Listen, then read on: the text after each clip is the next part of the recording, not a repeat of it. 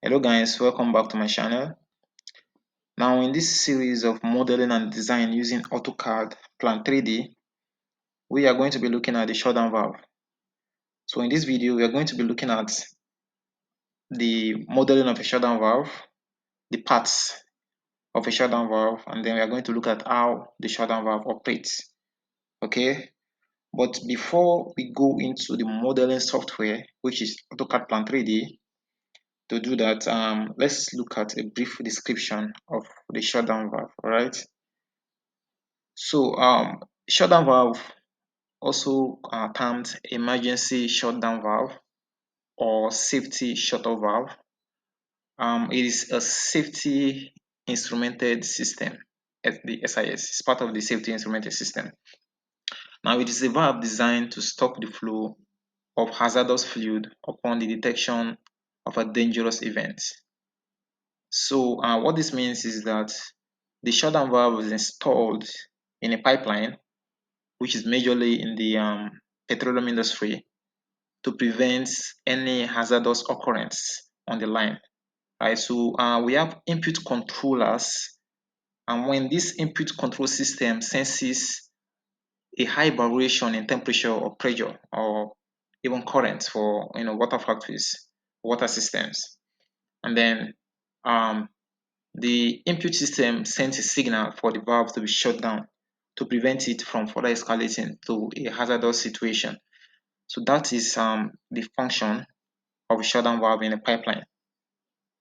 Okay, so it's a very important safety valve in the line. Now there are other valves that are going to be on that line, but the function of the shutdown valve is to actually prevent um, excess flow, unwanted flow of the fluid into that particular line. Alright, now there are various types of the shutdown valve, and then the shutdown valve actually uses actuator to function. Okay, so there are various types of the shutdown valve. Now, depending on the manufacturer, the designer, okay, we have two major types. We have the ball valve and we have the butterfly valve. Now, what this means is that the actuator is actually positioned on either of these two. So either the ball valve or the butterfly valve, and this is based on the area where it's located, the function, and then the fluid, type of fluid that is passing through it. Okay, so if you have something like a liquid, you have crude, PMS, and you're going to be using a ball valve for that. Now for air, we'll be using a butterfly valve, right? So those are the two major valves, shutdown valves we have. All right, so don't forget we have the ball valve, and then we have the butterfly valves. Okay, and also the actuators, they actually uses some medium to operate. So there are basically around three types, and the major one is the pneumatic system. Okay, so for the pneumatic actuators, they use air, they use instrument air for the valves to function. We also have the hydraulic actuators, and then we have the electro-hydraulic type. Okay, so those are the major three types we have. Now, in order for since we're talking about modeling and design, in order for shutdown valves to be properly modeled, designed, and then accepted, there are standards, or there is a standard that your design or your model should be in conformity with for it to actually be accepted. All right. So we have the International Electrotechnical Commission, which is the IEC. This is the body regulating how a shutdown valve should be properly designed and how it should function. Now, the IEC have two codes. We have the IEC 6150 and IEC 61511. Right, the IEC 61508 is a functional safety of electrical electronics programming, electronic safety and related system. So this body is responsible for the electronic aspects of it. All right, so your design, your model should be in conformity with this code. So for the electrical guys, for the electronic guys, this valve is for you guys. So you have to know how to handle this guy as an electrical guy or electronic guy working in the oil and gas sector. All right, now the second standard is IEC 61511. Right, now that is a safety instrumented system for the process industry sector. Okay, so this is a standard for instrumentation guys. All right, so for your valve to meet the standard of instrumentation, it has to be certified with this standard. Okay, now the prices of these shutdown valve, they vary. They vary from depending on the size manufacturer. Okay, so you can go online and look for that. Okay, so I believe we have a little understanding of the shutdown valve. So we can go to the model and then let's look at the parts of the shutdown valve now.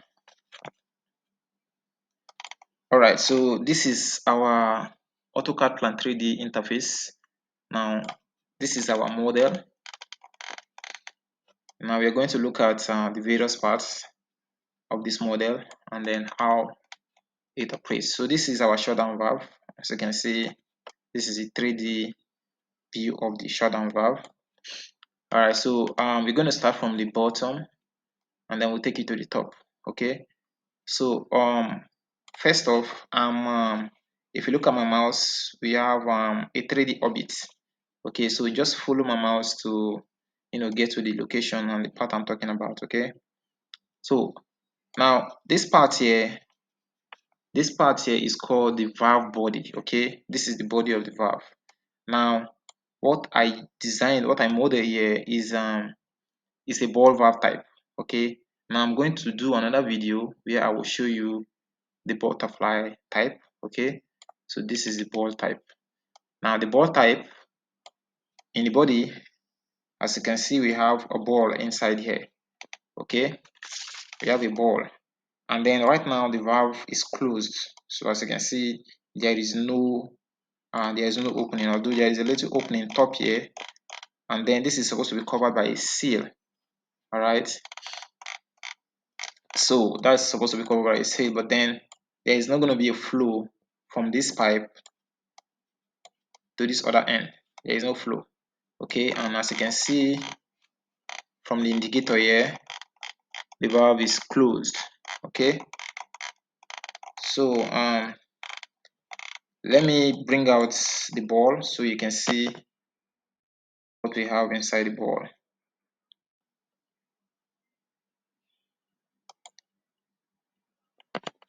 So let me rotate a bit. Okay, and then here, let me move it down. Let me move it down around 20 millimeter downward. Okay, let's say 200 millimeter downward. Okay, now as you can see, we have an opening. There's an opening here. Okay, on the ball. Now this ball is also called a tungsten carbide coating ball. Okay, so that's the name, that's the description, the tungsten carbide coating ball. Now depending on the manufacturer of this ball, the opening can differ from manufacturer to manufacturer. Okay, now once you open the valve, this hole here is supposed to be facing the pipe to allow fluid to pass through it. Okay, now what the valve does is it opens the valve completely. Now when you give a command for the valve to open, it opens completely, like fully open and fully closed. All right, so if it is fully open, the hole here is supposed to be facing the pipe. All right, the incoming and the outgoing pipe. All right, so like I said, depending on the manufacturer and the designer, the opening can be at the edge here. So this side can be cut off instead of the center, and then it still functions the same way. If the valve is open, the side that is cut off will be facing the pipe, which will allow flow to pass through. So depending on the logic. All right, so let's take this up again.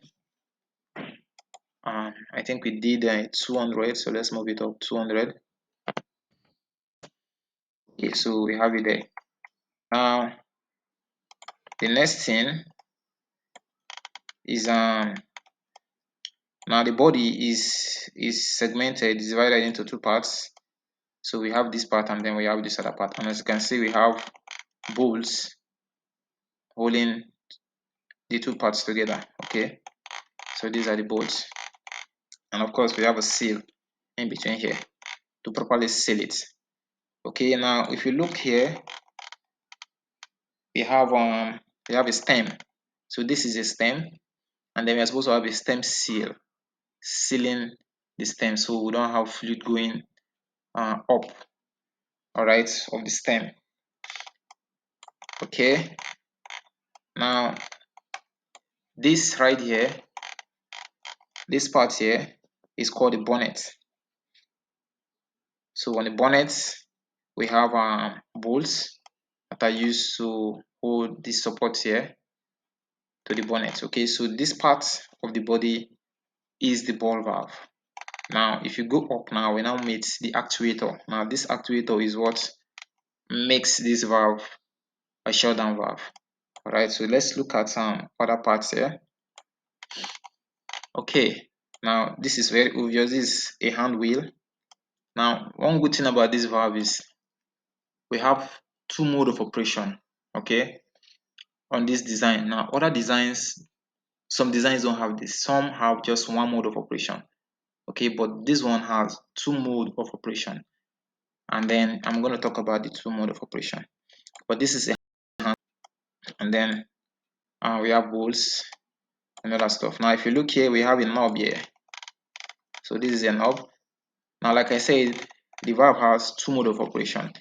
Now this here is our lever to change this valve from automatic mode to manual mode.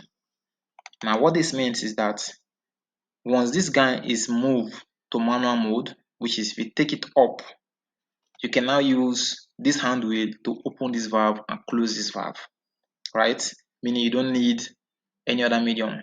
You just use the manual mode and it functions just like our gate valve. We are going to do another video on gate valve and then we explain various parts of the gate valve and how it functions. Okay, so for now, right now, this the valve is actually on automatic mode. What this means is that the command for this valve to function can only be sent from the control room based on how it is programmed. Okay, now this knob is what enables you to lift this guy up. So you press it down and then you take this one up. Okay, and then you can operate this thing either manually or automatically. Now if this thing is in automatic mode, even if you rotate this wheel, it's not going to close or open the valve. Okay, so that is that. And here we have the air filter regulator. That is this guy here, air filter regulator. Okay, and this pipe coming in here is the air coming from the instrument's air. Now this is the instrument air that enables the valve to open and close. Once the command is sent for this valve to open, air is released inside the valve to push our piston to function and then to open or close the valve. All right, so this part here is what is used to regulate it. So this is like a filter, and then this guy here can be used to regulate the air intake in the valve. All right, now the next thing here, this guy here is the body. Okay, so this is the enclosure. This is actually the main actuator. Okay, this black box here, that is the body. All right, now at the end we have this blue part, these two edges here, they are the end cap. All right, so the end cap is this part you're seeing, and then we have bolts holding the end cap to the body. Okay, you can use Allen key to open this. So the same thing on both sides. Now we are not going to show the inner part of the model of this guy. There are several things in here that are not shown, but what you should know is that we have two pistons. We have a piston here, inside here, and then we have a piston on this other edge. Okay, and then the piston comprises of about 6 spring cartridges. Okay, and then we have piston bearings too, holding them together inside what we have here. Okay, so that's what actually pushes the valve to open and then close. And then we have the traveling bolts, these two bolts here. Okay, they are the traveling bolts. Now the stop, they are just like stoppers for the piston inside. Okay, and then of course we have O-rings. We have O-rings inside here on the bolt. Okay, so we have something here. Now this is just like a breather, or like, let's say something like a vent. You know, air comes in here and goes into here for it to open and close the valve. Now once air goes in, it has to come out, so it has to breathe out. So this is where the air breathes out. Okay, the color is not usually this color, but depending on your designer or your manufacturer. And then we have something like a mesh. It has a opening, something like a mesh to allow you to breathe. Okay, it's not totally sealed off. Okay, so let's go up. Now we have a position indicator here. So this is an indicator. Now this indicator is what shows if the valve is open or closed. Now this indicator is based on the designer or the manufacturer, right? It can be just a normal cylinder and then with some write-up, some indicator to show that this is closed. It doesn't matter. Okay, so as long as we have an indicator showing that the valve is closed or the valve is open, then you're good to go. Now once there's a command for the valve to open, this guy rotates and then the open part will show. So that's when the field operator knows that this valve is actually open, and then the noise from the air coming in and going out of the valve. Okay, so this right here is called the feedback. The box here, this is the feedback. Okay, so on the feedback we have some interesting connections here. Now this first one here, this is a cable. Okay, I didn't want to extend the cable out, but then just for you to know, this is a cable that is attached to this place here. Now this is the electrical cable, okay, that gives electrical signal to uh, the valve for other electronic parts to function. Okay, and then we have other two here. We have one and then we have two here. So both of these ones are they are the feedback. They are the input and the output. So this comes from the control room. Okay, these two cables are connected from the control room. Now this one is what gives the command for the valve to open, and then this is what gives the command for the valve to close.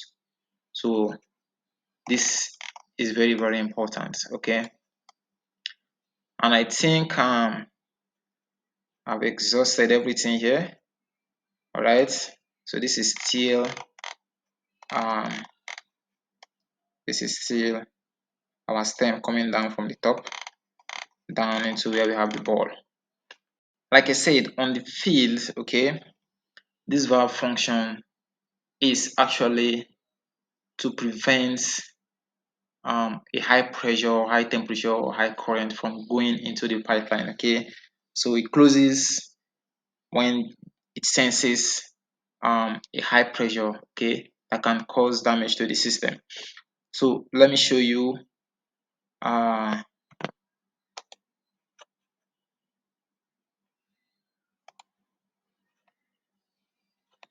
okay, so on the field, this is how it looks like. Okay, so this is our pipeline and this is our valve.